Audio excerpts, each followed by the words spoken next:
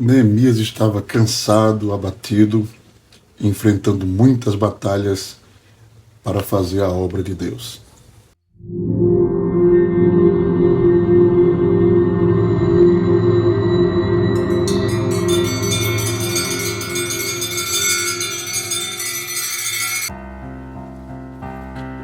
Queridos irmãos, a paz do Senhor, é sobre esse tema que eu queria tratar com os irmãos, registrado no capítulo 6 do livro de Neemias, e nós vamos encontrar ali um momento de dificuldade do servo de Deus para cumprir aquilo que Deus tinha entregue a ele para que ele fizesse.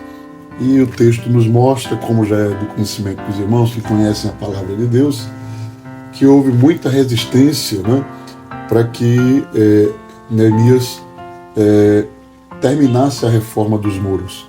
E nesse capítulo 6 ele se vê pressionado, ele se vê acuado em detrimento de uma perseguição que veio sobre ele em três formas distintas. A primeira, o texto diz no versículo de número 2 do capítulo 6 de Neemias: Sambalate e Gesem enviaram mensageiros para me dizer: vem e congreguemo-nos juntamente nas aldeias no vale de Ono. Porém, intentavam fazer-me mal. Então, os inimigos de Neemias tinham planos maldosos para ele. E não somente isso, o texto ainda diz, no versículo de número 9, porque todos eles procuravam atemorizar-nos, dizendo: as suas mãos largarão a obra e não se efetuará. Então, primeira pressão que Neemias sofreu era com o objetivo de que ele se atemorizasse em relação às ameaças, de saber que haviam planos malignos contra ele. O texto diz que eles enviaram 5 mensagens a Neemias, no versículo de número 4, do mesmo modo enviaram mensageiros a mim 4 vezes, e da mesma forma lhe respondi. Então Sambalate, ainda pela 5ª vez, me enviou seu moço com uma carta aberta na sua mão. Então, um ataque velado, expressões veladas, dizendo que eles não iam concluir, que eles não tinham capacidade para concluir o trabalho.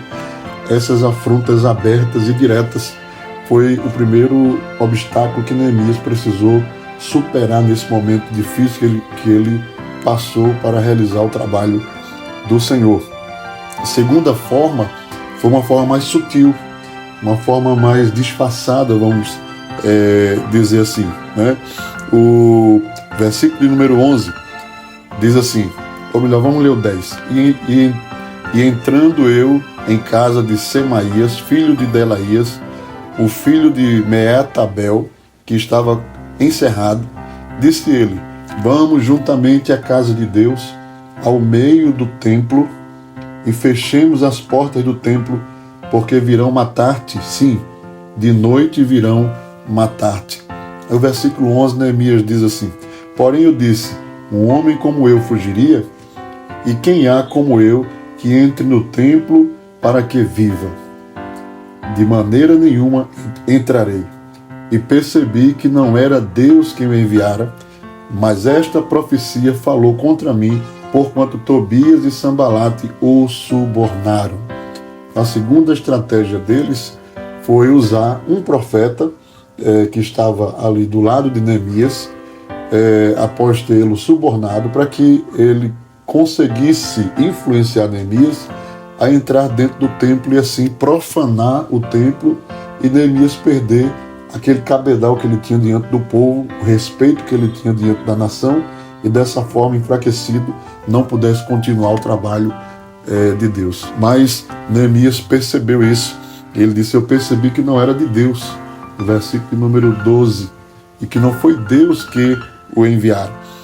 E a terceira, irmãos, a terceira adversidade e luta que Neemias enfrentou nesse momento, para construir, reformar e reconstruir os muros, é que ele descobriu, no versículo de número 17 diz: também naqueles dias alguns nobres de Judá escreveram muitas cartas que iam para Tobias, e as cartas de Tobias vinham para eles.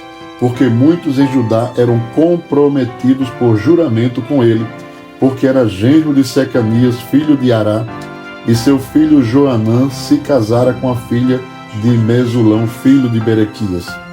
Então, Neemias descobre que, inclusive, líderes e príncipes de Israel naquele tempo, secretamente mantinham uma amizade, mantinham um convênio, mantinham conversas com aqueles adversários do povo de Deus e da construção dos muros. E aí, nesse contexto, queridos irmãos, que nós vamos ver aqui no versículo 9, o centro, da nossa reflexão, aqui neste momento, Neemias dizer: pois, ó Deus, fortalece as minhas mãos. Esta foi a oração de Neemias, em meio a toda esse conglomerado de artimanhas, de guerras para impedir a obra de Deus, o trabalho de Deus, o chamado que Deus havia feito para ele. Ele simplesmente orou e disse ao Senhor: fortalece as minhas mãos. Glória a Deus.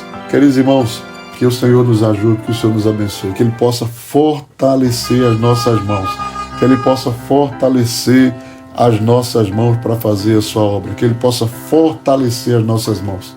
Que Deus ajude, que o Senhor abençoe cada um dos meus irmãos, que nós possamos permanecer firmes fazendo a obra de Deus com alegria e com prazer, porque nós temos um Deus que fortalece as nossas mãos. Deus abençoe.